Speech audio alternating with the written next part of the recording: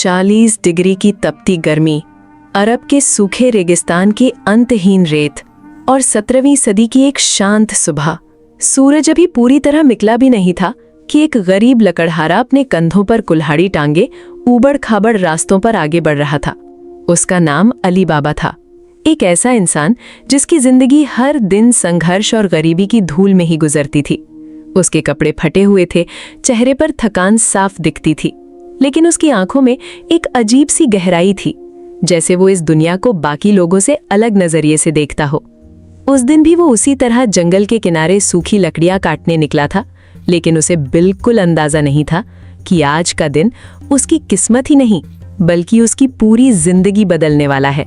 अचानक दूर से घोड़ों की तेज आवाज सुनाई दी, जैसे कोई बड़ा दल तेजी से उसकी ओर बढ़ रहा हो। अली बाबा चौकन्ना हो गया, उसका दिल तेजी से धड़कने लगा। उसने तुरंत अपनी कुल्हाड़ी जमीन पर फेंकी और पास के एक ऊंचे पेड़ पर चढ़ गया। नीचे धूल का एक घना गुबार उठता हुआ दिखाई दे रहा था और कुछ ही पलों में वहां 40 घुड़सवार आकर रुक गए।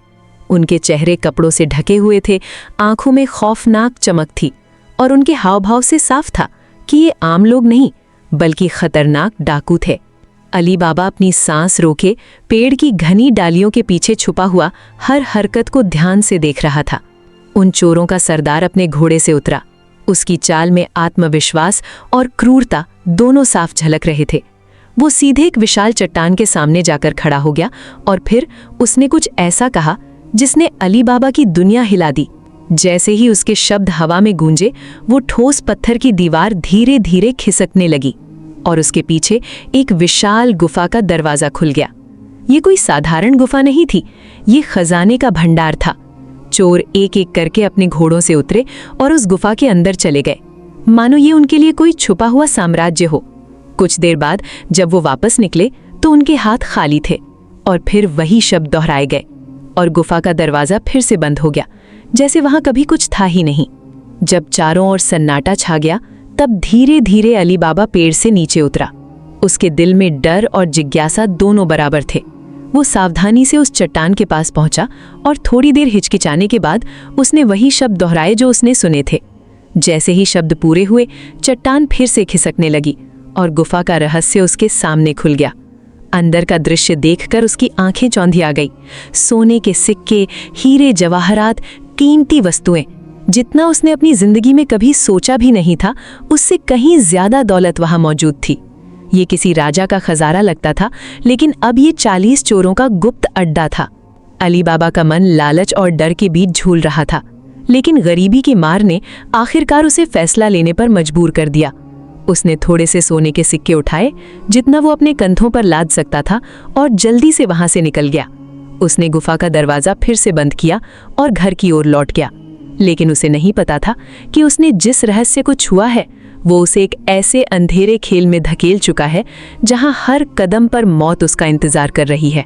घर पहुंचकर जब उसने अपनी पत्नी को ये सब बताया तो उसकी आंखों में हैरानी और खुशी दोनों झलकने लगे, लेकिन ये खुशी ज्यादा देर तक छुपी नहीं रह सकी। उसका बड़ा भाई कासिम, जो पहले से ही अमीर और लालची था, जब इस खजाने के बारे में जानता है तो उसके अंदर का लालच और भी भड़क उठता है। वो किसी भी कीमत पर उस गुफा तक पहुंचना चाहता था। अगले ही दिन वो अपने नौकरों और खच्चरों के साथ उसी जगह पहुंच गया, लेकिन उसकी आंखों में केवल दौलत का जुनून था और यही उसकी सबसे बड़ी गलती साबित होने वाली थी। वो गुफा के अंदर तो पहुंच गया, लेकिन बाहर निकलने का रास्ता भूल गया। घबराहट में वो सही शब्द याद नहीं रख पाया और उसी दौरान 40 चोर वापस लौट आए। गुफा के अंदर फंसे कासिम की हालत खराब हो चुकी थी और कुछ ही पलों में उसका अंत हो गया। चोरों ने बिना किसी दया के उसे मार डाला और उसके शरीर के टुकड़े कर दिए ताकि कोई और उनकी गुफा तक पहुंचने की हिम्मत न कर सके। जब कासिम वापस नहीं लौटा तो अली बाबा को सब समझ आ गया। वो डरते डरते गुफा के पास पहुंचा और अंदर जाकर अपने भाई का हाल देखा।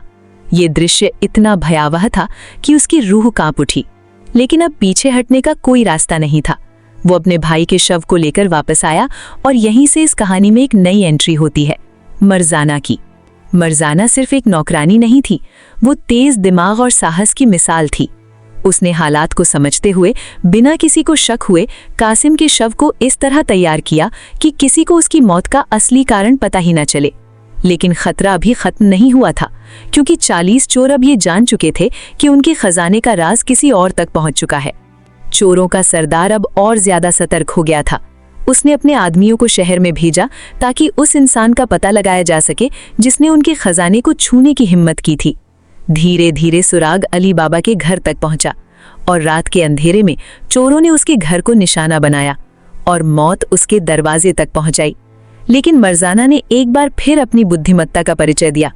उसने चालाकी से चोरों की हर योजना को नाकाम कर दिया। एक एक करके, बिना किसी को पता चले, उसने उन सभी को खत्म कर दिया। अंत में जब सरदार खुद अली बाबा के सामने आया, तब भी मर्जाना ने ही उसे रोक दिया और इस खतरनाक खेल का अंत कर दिया। सुबह की पहली किरण के साथ एक नई शुरुआत हुई।